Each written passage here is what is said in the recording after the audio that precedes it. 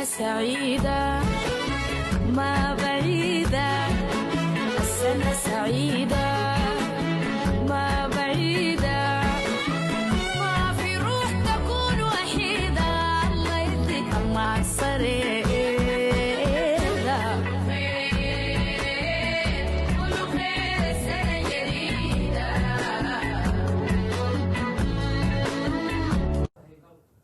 بسم الله الرحمن الرحيم. السلام عليكم ورحمة الله وبركاته. dhammaan ummadda Soomaaliyeed meel kastoo adduunka ka joogdaan waxaan idin leeyahay marka koowaad assalaamu calaykum waraxmatullaahi wabarakaatu. walaalayaal waxaa farxad weyn ah maanta anoo idin dhahayo anoo ah alfanaan maxamed macluun nuur.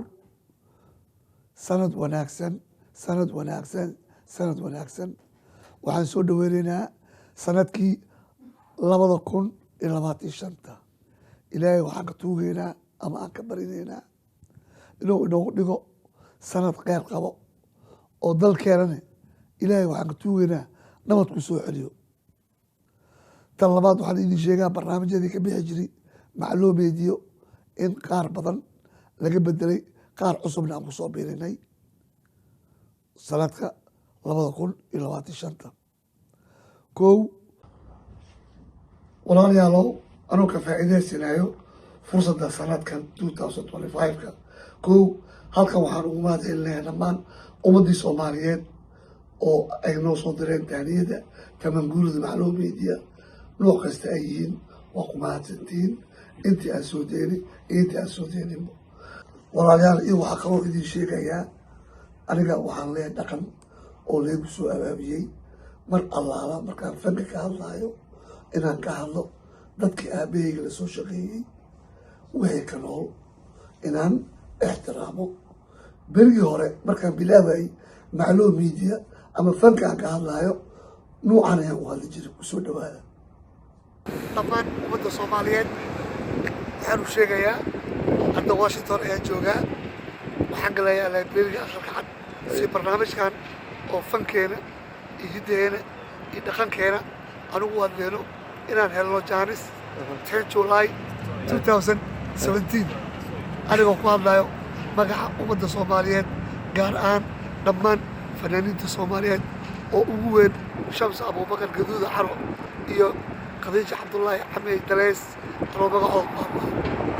waakaas kadib markay dhinteen maama Daleys allah yarxam imaam Gaduuda Xarbo oo ah labadii gabar ugu horeeyay waqooyi iyo koonfur waxaan ku wareejiyey xilka ustaad axmed naaji sacad. kusoo dhawaada. بسم الله الرحمن الرحيم. السلام عليكم ورحمة الله وبركاته. أنا الفنان محمد معلون نور oo ku hadlayo magaca fanaaniinta Soomaaliyeed oo dhan oo inoogu weyn al-ustaad Axmed Naaji Sacad. waxaa sharaf weyn ah in aan ka soo qayb galo 40 guuradii tiimka ama kooxda Washington DC. codkaan aad maqlaysiin waa codkii ugu dambeeyey aan ku sheego magaciisa al-ustaad Axmed Naaji Sacad. waxay ahayd 11 sac oo galabnimo magaalada Washington. asagana hal sac kadib ayuu London ku dhintay allah yarxam. marka maanta dadkii raadi Muqdisho lagu furay waxaa ka soo haray oo aabahayga imtixaan ka soo qaaday. kow waxaa ka nool Faadumo Hiireed oo ahayd gabar heesaa fanaanad ah weliye ah oona haddana ah gabadha Soomaaliyeed ugu horeysay oo fanaanad oo PhD wadato oo hadda ku nool dalka Mareykanka. waxaa ku xigta Caasha Cabdulla Suleymaan.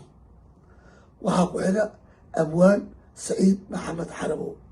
waa saddexdaas dadkii raadiyay Muqdisho ilaa 60kii 68 ilaa 67 dadkii la qorin waxaa ka nool Axmed Cali Cigaal, Maryam Mursal Ciise Bootaan, Sucaad Maxamed Hidoon Hibo.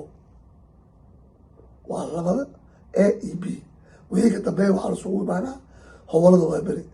marka hadda waxaan u gudbayaa ixtiraam ahaan mar allaala markaan khudbeenayo ama fan haleega waco ama meel kasto anoo ixtiraamayo dadkii fanaaniinta waaweynayay.